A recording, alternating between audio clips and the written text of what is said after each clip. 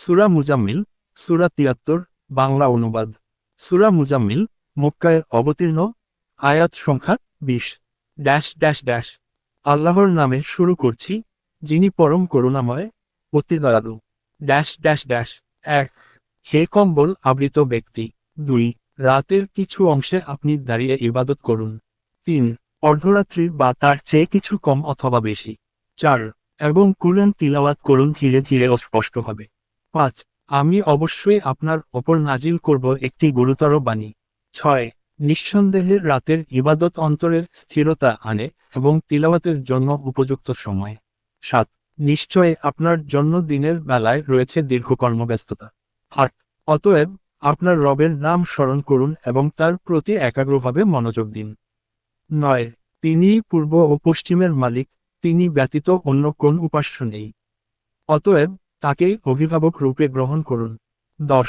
এবং ধৈর্য ধারণ করুন তাদের বলা কথা সম্পর্কে, এবং তাদের থেকে ভদ্রভাবে দূরে থাকুন। 11। আমি কাফির সম্ভ্রান্তদেরকে কিছু সময়ের জন্য ছেড়ে দেব, তাদের শাস্তি হবে ভয়ঙ্কর। 12। তাদের জন্য রয়েছে জাহান্নাম এবং যবনিকা আগুনের শিকল। 13। এবং খাদ্য যা গলায় আটকে যাবে, এবং বেদনার শাস্তি। 14। যেদিন পৃথিবী ও পর্বতমালা কেঁপে উঠবে, এবং পর্বতমালা হবে বালির স্তূপ। 15। নিশ্চয় আমি তোমাদের নিকট একজন রসূল প্রেরণ করেছি, যেমন আমি ফিরাউনের নিকট একজন রসূল পাঠিয়েছিলাম। 16। কিন্তু ফিরাউন সেই রসূলকে অমান্য করেছিল, ফলে আমি তাকে কঠিন শাস্তিতে গ্রেফতার করেছিলাম। 17। যদি তোমরা কুফরি করো, তবে কিভাবে রক্ষা পাবে সেই দিবসে, যা শিশুদেরকেও বৃদ্ধ করে তুলবে। 18। আকাশ ফেটে যাবে সেই দিনে, আল্লাহর প্রতিশ্রুতি অবশ্যই বাস্তবায়িত হবে। 19। নিশ্চয় এটি একটি উপদেশ, অতএব যে ইচ্ছা করে সে যেন তার রবের প্রতিপথ গ্রহণ করে। দ্বিতীয় অংশ, দীর্ঘ আয়াত। 20। নিশ্চয় আপনার রব জানেন যে আপনি রাত্রির 2/3 অর্ধেক বা 1/3 নামায় কাটান, আর আপনার সাথে একদল সাহাবীও তাই করে। আল্লাহ রাত্রি ও দিনের হিসাব নির্ধারণ করেন। তিনি জানেন যে তোমরা তা গণনা করতে সক্ষম হবে না, তাই তিনি তোমাদের প্রতি দয়া করেছেন। অতএব কুরআন থেকে যা সহজ হয় তা পাঠ কর। তিনি জানেন তোমাদের মধ্যে কেউ কেউ অসুস্থ হবে, কেউ জীবিকা অন্বেষণে ভ্রমণ করবে, আবার কেউ আল্লাহর পথে যুদ্ধ করবে। সুতরাং তোমরা কুরআন থেকে যা সহজ হয় তা পড়। নামাজ কায়েম কর, যাকাত দাও এবং আল্লাহকে উত্তম ঋণ দাও। তোমরা তোমাদের নিজেদের জন্য যা কিছু ভালো কাজ আগাম পাঠাও, তা আল্লাহর কাছে আরো উত্তম ও বড় পুরস্কার রূপে পাবে। আর আল্লাহর কাছে ক্ষমা প্রার্থনা করো, নিশ্চয় আল্লাহ ক্ষমাশীল, পরম দয়ালু। শেষ কথা। সূরা মুজাম্মিল আমাদেরকে রাতের ইবাদতের গুরুত্ব, ধৈর্য, কুরআনের প্রতি মনোযোগ এবং আল্লাহর পথে আত্মত্যাগের শিক্ষা দেয়। সূরা মুজাম্মিলের একটি সংক্ষিপ্ত বাংলা তাফসির, ব্যাখ্যা, উপস্থাপন করা হলো। বিভিন্ন কিতাব ও ব্যাখ্যার সারসংক্ষেপ বর্ণিত হয়েছে। সূচনা ও প্রেক্ষাপট। মুজাম্মিল শব্দের অর্থ বস্ত্র আবৃত বা কোমল আবৃত ব্যক্তি। এই নামকরণটি সূরার প্রথম আয়াতে এই শব্দ ব্যবহারের কারণে। সূরাটি মক্কায় নাজিল হওয়া এবং প্রথম দিকে নবী মুহাম্মদকে রাতের ইবাদতে উৎসাহিত করার জন্য অবতীর্ণ। এই সূরার মূল উদ্দেশ্য ও থিম: রাতের ইবাদতের গুরুত্ব ও এর মান, ধৈর্য, সতর্ক ও ধীরে ধীরে কাজ করার শিক্ষা, দাওয়াত, তাওহীদ ও রিসালের নবুতের ভিত্তি, কুফর ও তাদের ফলাফল, শাস্তি, দুনিয়া ও আখিরাতকে সমন্বয় করার দিক নির্দেশনা। আয়াত ভিত্তিক সংক্ষিপ্ত ব্যাখ্যা। নিচে আমি কিছু মূল ও গুরুত্বপূর্ণ আয়াত ও অংশের ব্যাখ্যা দিচ্ছি। আয়াত অংশ সংক্ষিপ্ত তাফসীর। 1। হে কম্বল আবৃত ব্যক্তি। এখানে কম্বল আবৃত নির্দেশ। নবী তার প্রথম নবুতের পর প্রারম্ভিক পর্যায়ে চেষ্টা করেছিলেন যে তিনি সকালের দিকে শান্তভাবে নিজের ঘর থেকে বের হতেন, এমন সময়ে যখন সাধারণভাবে মানুষ ঘুমোতে থাকে। এই আয়াত তাকে উৎসাহ দেয় তার দায়িত্বকে স্থির করার জন্য। 2-4। রাত্রিকালীন ইবাদত ও কুরআন আবৃত্তি। এখানে বলা হচ্ছে রাতের কিছু সময়, অর্ধরাত, 2/3 বা তৃতীয়াংশ, ইবাদত করা এবং কুরআন ধীরে ও স্পষ্টভাবে পড়া।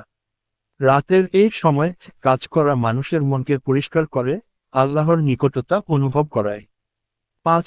আমি আপনার প্রতি অবতীর্ণ করেছি একটি গুরুতর বাণী, বাণী বলতে কোরআন ও হিদায়াতের গুরুত্ব বোঝানো হচ্ছে, যা মানুষের জন্য পথনির্দেশ। 6. রাতের ইবাদতের গুণ ইবাদত এবং কোরআন আবৃত্তি রাতে অন্তরে স্থিরতা, ঈমানের দৃঢ়তা ও ধৈর্য দেয়। এই সময়ে মন শান্ত থাকে ও শয়তানের প্রভাব কম থাকে। 7. নিশ্চয় আপনার জন্য দিনের বেলায় রয়েছে দীর্ঘ কর্মব্যস্ততা, মানুষ দিনের অনেক দায়িত্বে ব্যস্ত থাকে, ব্যবসা, পরিবার, কাজ ইত্যাদি। তাই মহান আল্লাহকে নির্দেশ দিচ্ছেন, কাজের মধ্যে থেকে হাল না ছেড়ে ইবাদত কর। আর তবে তোমার রবের নাম স্মরণ করো, নামাজ ও তিলাওয়াত ছাড়াও নাম স্মরণ, জিকর ও দোয়া গুরুত্বপূর্ণ। এটি মানুষের হৃদয়কে আল্লাহর সঙ্গে সংযুক্ত রাখে। 9. তিনি পূর্ব ও পশ্চিমের মালিক, এটা তাওহীদ, ঈমানের একত্ববাদ, কেউ উল্লেখ করে, আল্লাহ ছাড়া কেউ ঈশ্বর নয়। 10. ধৈর্য ও ভদ্রতা যারা কুফর করছে বা বিরোধ করছে, তাদের সঙ্গে সরাসরি ও খারাপ কথায় জড়াবার বদলে ধৈর্য ধর এবং ভদ্রভাবে তাদের থেকে দূরে থাক। 11-14 কাফিরদের প্রতি সতর্ক ও শাস্তি এখানে নির্দেশে কুফর ও অত্যাচারকারীদের প্রথমে কিছু সময় অব্যাহত রাখো যাতে তারা তোমার প্রতি দৃষ্টিপাত করে, কিন্তু তাদের জন্য রয়েছে কঠিন শাস্তি, জাহান্নাম, শিকল ও শাস্তি। এবং সেদিন পৃথিবী ও পর্বতমালা কেঁপে উঠবে, পরিতাপ ও ভয়ঙ্কর দৃশ্য। 15-16 রসুল প্রেরণের উদাহরণ ইহুদের বিরুদ্ধে ফেরাউনকে রসুল প্রেরণ করার উদাহরণ দেওয়া হয়েছে, যে রসুলকে তারা অমান্য করেছিল ও শাস্তি পায়। এটি নবীকে একটি সাবধানবাণী। 17-19 কুফর করলে কি হবে, কুফর করলে কিভাবে রক্ষা পাওয়া যাবে। দুনিয়া ও আখিরাতের ভয়াবহতা ব্যাখ্যা করা হয়েছে। আকাশ ফেটে যাবে, মহান আল্লাহর প্রতিশ্রুতি বাস্তব হবে, এবং এই কুরআন একটি উপদেশ নাসিহা হিসেবে দাঁড়াবে। 20 দীর্ঘ আয়াত, যুগোপযোগী নির্দেশ এখানে বলা হয়েছে। রাতের ইবাদতের সময় যারা নির্ধারণ করেছেন তার সঙ্গে তুমি সামঞ্জস্য করো। আল্লাহ তোমাদের দুর্বলতা জানেন, স্বরূপ, রোগ, ভ্রমণ, যুদ্ধ। কুরআন থেকে যা সহজ হয়, শুধু তাই পাঠ করো। নামাজ কায়েম করো, জাকাত দাও, ভালো কাজ আগাম করো, এগুলো তোমাদের জন্য বড় পুরস্কার হবে। আল্লাহর কাছ থেকে ক্ষমা প্রার্থনা করো, তিনি ক্ষমাশীল ও দয়ালু। মূল শিক্ষা ও বিষয়বস্তু। রাতকে গুরুত্ব দেওয়া, রাতের একটি অংশ ইবাদত ও তিলাওয়াতে কাটানো মনকে নিশ্চল করে এবং ঈমানকে শক্ত করে। মধ্যম পথ, অত্যধিক নয়, তবে যতটা পারা যায়, সীমার মধ্যেই ইবাদত করা, কারণ দিনের কাজ করতেই হবে। ধৈর্য ও সমঝোতা, যারা বিরোধ করে, তাদের সঙ্গে ভদ্রতা ও ধৈর্য সহকারে আচরণ করা। সতর্ক ও অবস্থা অনুযায়ী ইবাদত, আল্লাহ জানেন কারা দুর্বল, কারা ব্যস্ত, নির্দেশ দিচ্ছে ভারসাম্য রক্ষা করার। আগামী দিনের জন্য প্রস্তুতি, দুনিয়া ও আখিরাতের জন্য কর্ম করা, ক্ষমা চাওয়া, ভালো কাজ আগাম পাঠানো।